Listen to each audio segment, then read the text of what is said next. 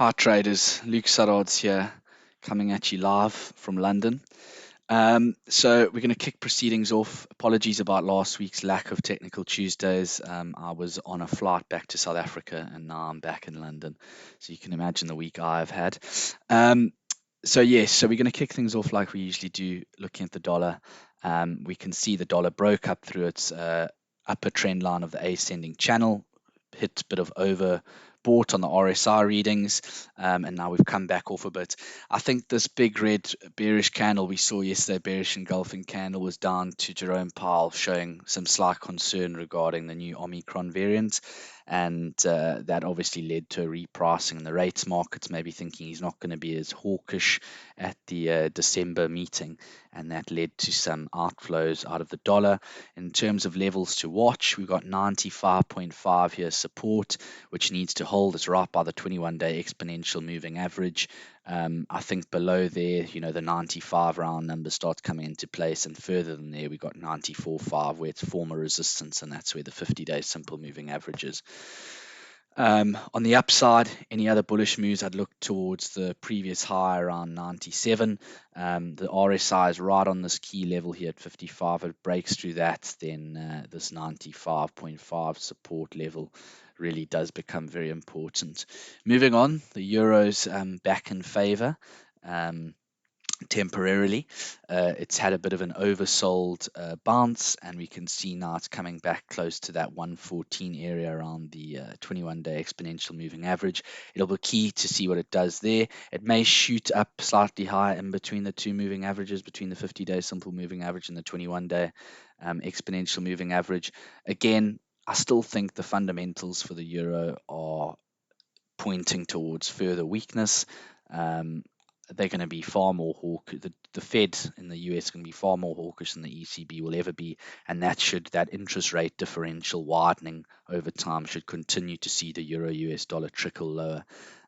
So again, my view is that it's a good currency for shorting the rallies, and we'll have to see what this RSI does as it reaches this 52 kind of resistance over here. That might help us in guiding our shorts. Then we got cable.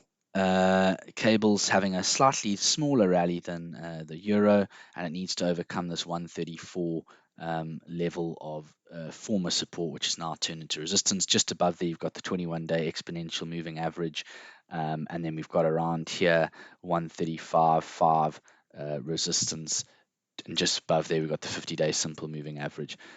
It's the euro and the GBP US dollar, they're bouncing quite nicely off their descending channel trend line.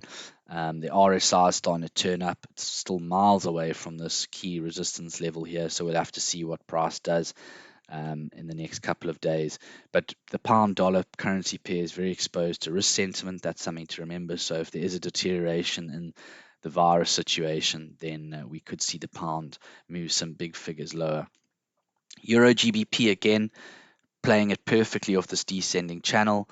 If you were to be going long and then shorting as it gets back up here around the 200-day SMA and the upper trend line of the descending channel. The RSI 65 seemed to be basically the capping point here, so we're watching that again. It's above its 50-day simple moving average at the moment, and we'll have to see if it can clear this 0.85 resistance or further gains. Now, like I did on the previous one, which was 2 weeks ago, Technical Tuesdays, I looked at a new indicator. So this week we're going to be looking at Fibonacci support and resistance levels on the US dollar JPY.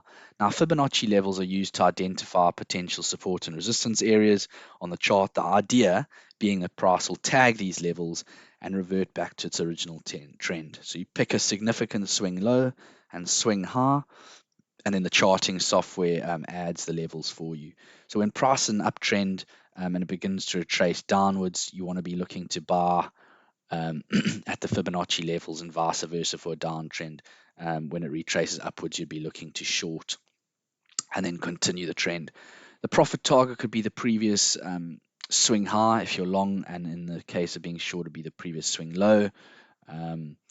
But you can't use these the Fibonacci levels in isolation. It must be combined with other technical tools like moving averages and reversal candles. So here, yesterday we had a bit of a doji pattern. It was right on the 50-day simple moving average. But today, with the dollar weakness, we're seeing actually the yen strengthen, and it's slightly at the moment below the 38.2 Fibonacci level. So we'll have to monitor this quite carefully.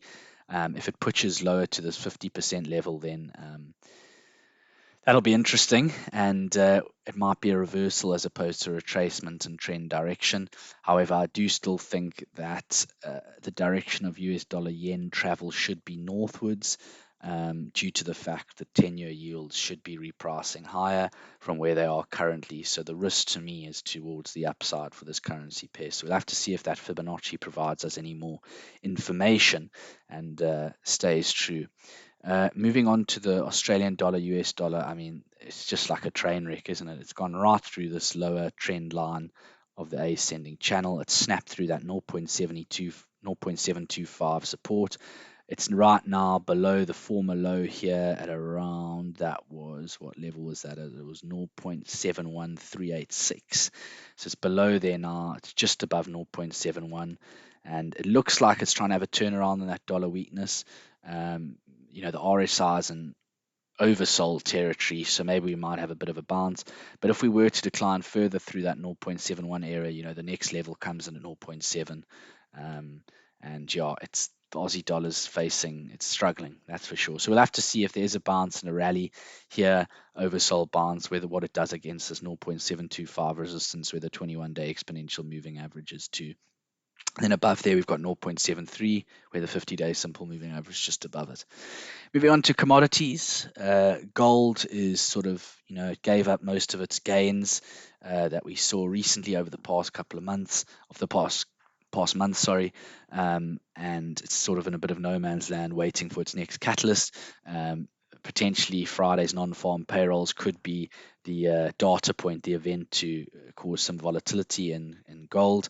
In terms of my thoughts on it, we'll have to see if non-farm payrolls data is really strong. That should be weaker for gold, because you would expect that to lead to more hawkish indications from the Fed, and that should see us sell off a bit. Support 1775 and below there 1750 would be the levels to watch.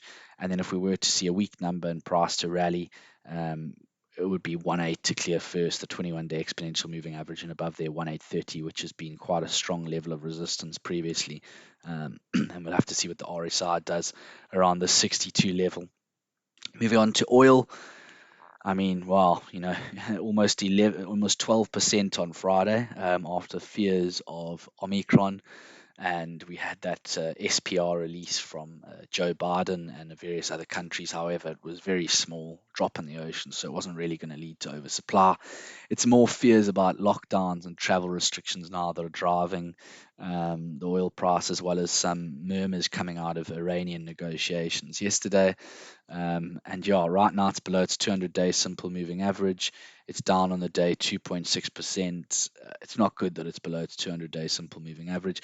And I think with OPEC's meeting on Thursday, I mean, I just can't see them releasing oil now. It looks very likely that they'll hit pause for January, and they won't release by the 400,000 barrels per day for the month of January. We are quite oversold at the moment. We're quite far below the 50-day simple moving average. And if we look at the bars, we've done it very quickly. So I'd be nervous to load up some fresh shorts here. I'd want to try and see a retracement, or if I was to load up a fresh short, I'd have a nice trailing stop on maybe 3 times ATR. And then lastly, I wanted to put this chart on your radar because it's reaching some very interesting levels. Here we have Euro JPY. Look to the top left corner, not the right there. And we can see that this 128 level has been really powerful support. And right now, price is right on it. It can't really decide what it wants to do. But if we breach that, then it's very significant. And I just wanted to put this FX pair on your radar if it's one that you're interested in. Well, I hope today has been informative for you and you've enjoyed the session. I'll see everybody next week, Tuesday. Thanks for joining.